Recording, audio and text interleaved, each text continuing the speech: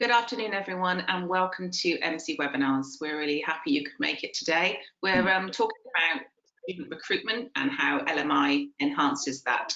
So today we have with us John Gray, who is the Director of Further Education for MC. And so I'd like to go over to you, John. Good afternoon. Afternoon, Debbie, and thanks so much. Thanks, everybody, for joining us today. So, as Debbie said, my name is John Gray, Director of Further Education, and I'm joined today by Carla Hoff, our FE Account Director, and we're going to be taking you through the webinar this afternoon. If you do have questions at any point, feel free to put them in the little box on the right-hand side in your control panel, and Debbie, my colleague who's just on the call then, will pick that up and ask us those at the end. So just moving into the first slides to look at the agenda. I'm just going to talk quickly a bit about who MZ are, and then we're going to look at really how to use LMI to enhance student recruitment, and some examples of how to do that using some different mediums. We're going to finish off with a summary and chance to ask questions as well. So moving on, just to tell you a little bit about MZ. Our mission is to use data to drive economic prosperity, and we do this by really trying to use our data to connect people, education and employers, and more so now that's using the really granular skills data that we have access to, and we'll show you some of that in the presentation today. We work across three key sectors of education, economic development and recruitment employers, and we use different software, API products and consultancy products in order to bring that data together and work across those key sections.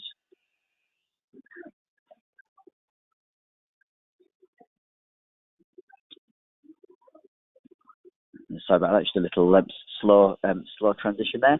So MZ in the UK, as I said, work predominantly with education, economic development, employment organisations.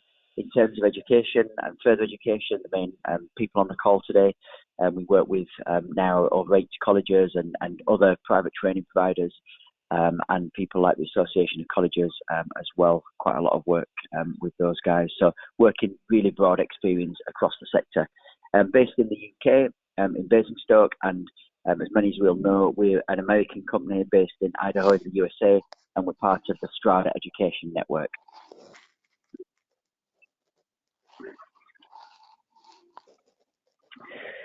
So why use LMI to enhance student recruitment?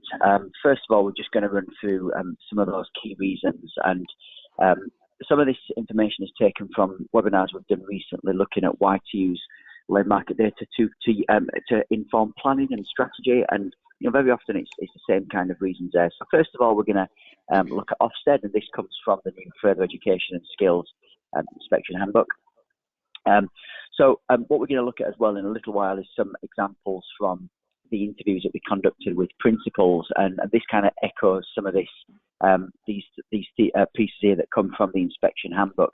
But this is about helping learners to, preparing learners for the next stage in their education and training, making sure that the curriculum is aligned with the local and the regional context, and that learners are aware of what's happening in that local, regional and national context. And more now, careers advice and guidance marketing professionals are being pushed in terms of this direction to ensure that they're really supporting that whole curriculum intent piece, and that learners are aware of that. More pertinent in terms of this webinar is looking at how inspectors will review high quality, impartial careers advice and guidance, which enables learners to progress. And as I just mentioned, that's right from the start of that recruitment journey, using websites, using social media, schools engagement activity, and using that labour market data to show how those careers destinations are going to come to fruition for those students. And a final point on there is making sure that learners are really well prepared for that. And are going to know what to know and do at the end of their learning and training program. So first off, just a quick recap there of the Ofsted Education and Skills Inspection Framework, and the pertinent reasons why to use LMI for student recruitment. So I'm just going to pass over to Carla now, who's going to talk through some of the career strategy and Gatsby benchmarks. Thanks, John. Yeah, so another key driver then around using labour market data within that kind of key student engagement strand, I suppose, then is the career strategy and the Gatsby benchmarks. So I'm just going to talk a little bit about this. So we saw the introduction of the career strategy and the Gatsby benchmarks a couple of years ago now. This was around 2017. And this was largely the new guidance around careers advice within the education sector. So the benchmarks and strategies set out to ensure that every single school and college have a dedicated careers lead. And it's that careers lead's aim to provide advice on, one, the best available training routes, and two, give the most up-to-date information on local jobs market to not only the learners but their parents too. So these kind of have come into force. We've heard a lot around and about them over the last couple of years. And just to note that although these are not statutory, we do know that the ESFA can take action where the colleges are not sufficiently meeting them. So we've seen a lot of our customers really try and embed this career strategy and the Gatsby benchmarks into their careers advice and guidance offer. So the 8 benchmarks were given as a bit of a guidance to schools and colleges, predominantly in schools first, but then we had the college guidebook for the benchmarks. And basically they were given as a bit of a benchmark or a to-do list really as to what a good quality careers programme should look like. So the 2 that jumped out to us as labour market data specialists in the sector were number 2 and number 4, so the ones underlined on the screen. So they kind of highlighted a need for careers and labour market information within that student engagement and that career strategy within an education provider. And then also they highlighted the importance of linking that training route and curriculum learning to the careers that they typically train for. Okay. So John? Okay, so what I wanted to do now is just kind of dig a little bit deeper into this and some of the reasons that we're really keen on using labour market data in terms of marketing recruitment and, you know, a little bit broadly in terms of careers advice and guidance. So as I mentioned at the outset, and in terms of the Ofsted inspection framework, we are working with lots of colleges to support them using the data to curriculum plan. And you know, as a marketing professional, and somebody who's worked in the sector for a long time and has a passion around advice and guidance, the next stage of that is really, you know, telling students why, from a recruitment stage right the way through to an advice and guidance stage, telling students why they're learning these skills and why those skills are being put into their training program. So, just wanted to touch base in terms of a recent report that we've produced around automation. And a little bit into the detail of that and some of the skills that we can see that are high demand and some of which are going to be at risk in the future. So a slide here just shows we can see the demand for jobs is changing, and that we know that a number of occupations are going to be at risk of automation in the future, and that's because the skills which are in those occupations can be easily automated. So here we can see some of the key occupations at risk are sales assistants, admin, construction, and so on. So next couple of slides just talk through really how we can see those skills changing over time. So we can see here the top occupation codes which are at risk, and the lowest occupation, the occupation codes which are least at risk. So we can see here the most at risk, so the ones with the most high exposure tasks which are at risk of being automated. There at the top we have groundsmen and groundskeepers and down to plasterers there. And what we're saying there is that it's not necessarily the occupation which is at risk, but we know that the tasks which that occupation performs are quite easily to replicate and then can be automated. What that means then, as we just move through into the next slide and the slide after that, is that we can see that the top occupation groupings which are at risk, there we can see elementary and below, and then process and plant machine, and then skilled trades.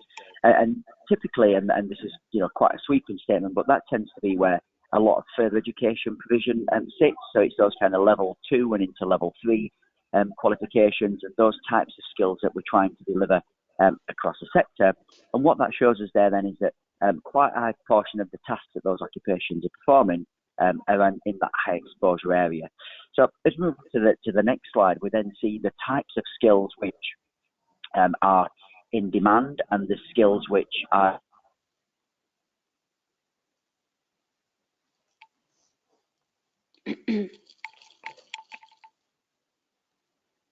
So there, I think we've lost John there. So what we can see is the types of skills that are in demand, and what we can do is break these out by the analytics. Go on, sorry, John, we lost you. Carry on. Sorry, apologies for that. Yeah, so you see there the skills which are in really high demand are the analytical skills and the interpersonal skills, and the physical skills are the ones which start to be are in decline. Now, the reason why I'm showing this is, I feel really strongly about how we start to show students this from a marketing recruitment perspective. Not at all to scaremonger and say that jobs are not going to exist. Clearly, we're not saying that at all. But what it's about is telling them about how skills are going to change and how qualifications will change over that time, and how their adaptability and outlook on jobs are going to change over time. So again, I think there's some really interesting data there that can be used in terms of recruitment and advice and guidance to really show that change and the importance of some of these skills within the labour market. So another reason to use labour market data in student recruitment, and probably more of an obvious one, is to gain a competitive advantage. We know that by showing potential students the link between courses and jobs, that has a massive impact. We've done that many times over the years using the career coach tool, which I'm sure many of you will be familiar with. So some of the other benefits there that we can enhance the IAG offered to students early in the recruitment journey. So really showing you as a thought leader to them, showing how their courses connect with that labour market data. That can help to give you a competitive advantage against your competitors. And it's also, in many ways, and as a parent myself, it's the right thing to do to show young people and other students that journey.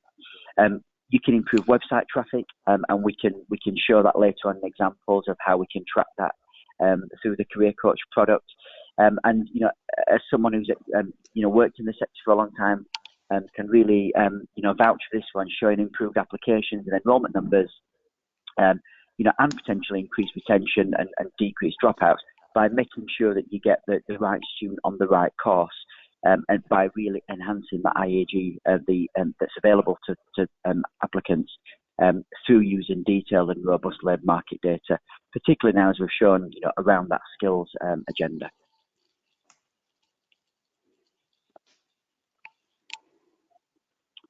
So, as I mentioned earlier on, just to kind of touch back in this, and these was interviews we conducted with senior leaders. Those of you who joined in our webinar series looking at this will know there was much more detail and much furthermore comments from senior leaders. What I just did here is picked out a couple which referred back to the importance of careers advice and guidance, and using that in its broadest sense, and how we use that to drive student recruitment. So a couple of examples here from Deb Gray, Principal Chief Executive Grimsby Institute, Krisha Wuffernan from Sheffield City Regional LEP, and Liz Smith, Principal at Preston's College. And just again, really pulling out there the importance of IAG, the need to tell young people about the skills which they're learning now and how important they are for the future, and not just about what we deliver, but how we deliver it. And you'll see that from the skills that we identified a few slides ago, that a lot of this is about those kind of innovative skills that are needed, problem solving, creative thinking. So it's about how we go about things, not just the technical skills that they are learning. So I think there's some really good merit in just revisiting this and looking at the importance of that within a marketing and recruitment strategy.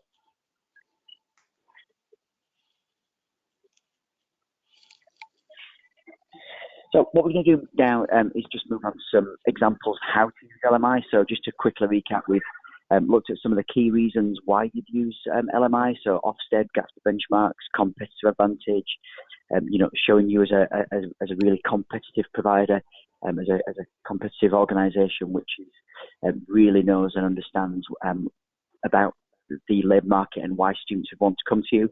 What we're going to do now is just look at some examples of how to use LMI to enhance student recruitment. So first off is to integrate that data with your website. And we've got a couple of examples here to show you. One is from, the first example is from Sheffield College. And what they're doing here is using the yellow box on the bottom left-hand side. We kind of refer to this at MC as a widget. And what they're doing there is showing some labour market data. This particular packet of data is looking at wage information, which we know from research that younger students particularly like. And then what they do that is then use that labour market data to link, in this instance, straight out to the career coach site. We can see here that the course information page that we're on for business level 3 accounting, that then links directly to the information in the widget, so that you've got that localised and relevant labour market data, and then that links out to their career coach site, which we'll see in a few slides' time. So the next example is Stoke-on-Trent College, and the guys at Stoke, again, what they've done is use some localised labour market data, and this is coming from again our data API. So we pipe the data directly into the college's website. So you're using really robust localised labour market data to add colour and context to the college's course information. And what we can see there again is national employment projection, and the employment projection for North Staffordshire. And again, what that is doing is providing that, overarching national data, then the localised data, so students interested in those courses can see what the future job market could potentially look like, with an example there, projection to 2023. Next example that we'll see is from the City of Liverpool College, and this is a brand new API integration, so that launched their site only in recent months. And this is a really smart example of how the college have built in a career finder section. So put the green arrow there at the top to point out how you would find this. And then the green arrow below, then what happens there, you start to search in the career that you're interested in, the occupation. And so I started to type in there plumber, and you see then the drop-down list of occupations relating to that. And then as we transition into the next page, then as we select that plumber category, what we can see there is we can see on the right-hand side the courses which are related to that. But then also we have information about the core tasks which a plumber would undertake. And then as we transition into the next slide, we'll start to see then the required knowledge of a plumber, and the important skills, which, and you see really nicely how the API is being developed there, so that we can see the importance of that required knowledge. And again, on the right-hand side, we're linking to the qualifications at the college, which would be suitable for somebody interested in a plumbing course. Lovely. Thanks. And I think, again, John, just picking up that skills element, I'll just go back to the previous slide. It's really, really nice to see that City of Liverpool have started to embed the kind of skills requirements, rather than the just kind of the more typical daily tasks and things that we've seen previously. So next couple of slides, we've talked about the Career Coach portal. So alongside the live API integration of that labour market data, we can also have a more kind of off-the-shelf tool. So this is the Career Coach portal. It's a web-based standalone tool that supports all those learners in kind of a much more guided kind of process of the initial, what do you want to do when you leave school, right the way through to that progression into the local labour market at the end of their course. So this is Peterborough Regional College's website. It's a branded site. It's a standalone portal which sits on their website, on their VLE, their Moodle, and what it basically does is going back to that Gatsby benchmark, links all of the courses that they offer to the jobs that they typically train for, and then displays the employment and wage data for those jobs in the region that the college serves. So what this allows a college to do is really simply give the potential learners all that labour market data information, as well as linking the curriculum learning to the careers, going back to those kind of key Gatsby benchmarks. So the tool has a careers and course search. So again, rather than being directly on the website, they'll come along to this tool and they can browse careers and courses as they wish. But there's also a careers assessment and a CV builder which are also really, really good for existing students, as well as considering this as a kind of a marketing and recruitment tool. So Peterborough are able to give those learners then, or the potential learners, the opportunity to basically explore some of that data that we've already looked at. So median salary and current employment for the local region, the courses or the relevant training within that site that the college are offering that are associated with that occupation that they're interested in, some of the live job postings and the employment projections, and then also again looking at kind of job postings and pulling those skills in that local employers are looking for. So really, really engaging, much more kind of guided workflow through that, but again using the same kind of labour market data that we've seen.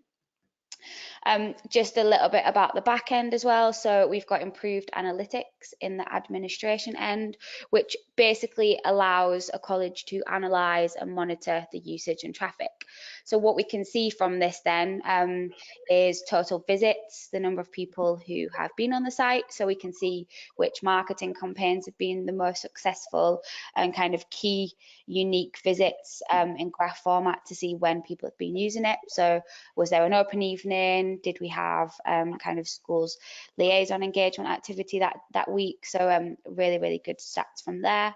We can also see the top searches, so top viewed courses and careers. This is really, really helpful for understanding kind of demand of your learners. So are we offering courses in this, and are these kind of successfully being converted into admissions and applications? And then also cities and postcodes of users. So where are people kind of looking at this from? Are kind of schools engaged? What courses, careers are more popular? So a little bit of insight from the back end as well. So a couple of other uses then. So I'm going to talk about schools engagement, and then I'm also going to show a couple of examples of how I suppose we've predominantly talked about the college website at the minute, or up to now. So what I want to do is kind of widen that out and have a look at how we can use it in course guides, prospectuses, and other social media campaigns. So a college that has been really, really successful with schools engagement are Dundee and Angus College in Scotland. So using that portal that we've just looked at, the college run yearly future talent vocational events. And these events basically have 1,000 14 to 15-year-olds from local schools invited from across the region.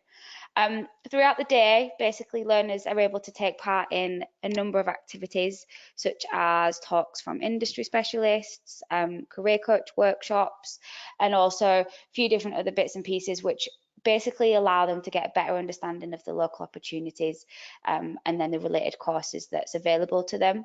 So some feedback from Sam Sterling at the college. She said that the early engagement activities meant that they could start building really meaningful, strong relationships with those prospective students. So by giving them a better idea or an informed idea of what they want to do before coming to the college, it then meant that once they got there, they were more engaged, more successful, and much less likely to drop out. So really, really good feedback from that. This is on our blog, so a lot more detail on the case study on that. So a little bit about social media and infographics. So using labour market data and infographics is a really, really good way to enhance content and can quickly make marketing content, prospectuses, posters a lot more engaging.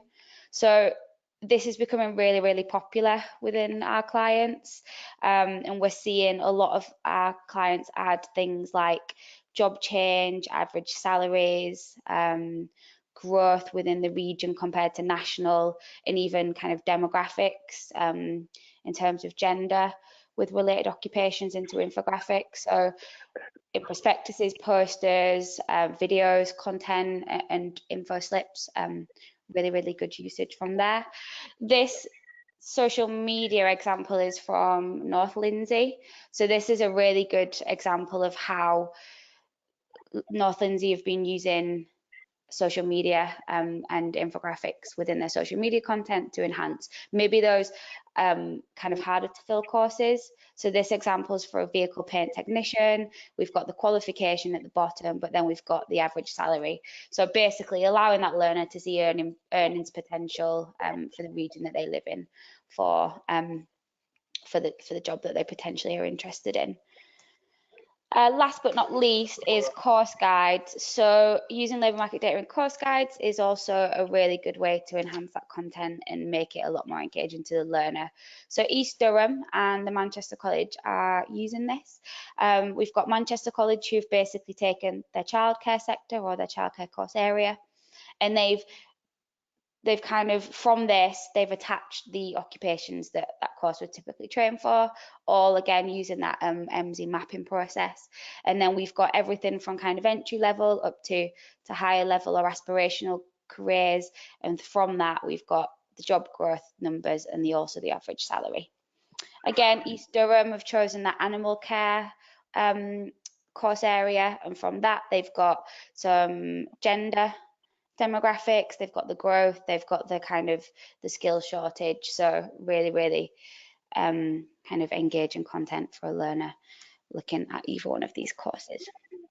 So John, back to you to sum up. Thanks so much for that, Carla. Some really interesting examples there of embedding LMI into recruitment campaigns. Just to touch on the example from Dundee for a second.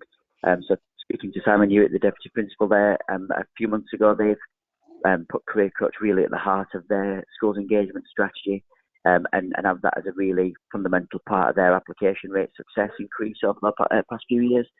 So well above 25% increase in applications in recent years, and so that is really put down to putting Career Coach at the heart of that engagement process. And just interesting to note on the back end of Career Coach, and speaking to a few colleagues in colleges recently who've had Ofsted inspections, and they've found that data really useful to start and show how they're engaging with potential and current students, and you know, some evidence base from that. So just to finish off, and a few summary points there, and a few tips potentially as well. So we've identified just how effective LMI can be really important to meet the requirements of Ofsted and Gatsby. We can also use the LMI to promote your courses to potential students, and clearly that can be a competitive advantage if you execute that well, and using some of the examples that we've seen, then those colleges are exactly doing just that.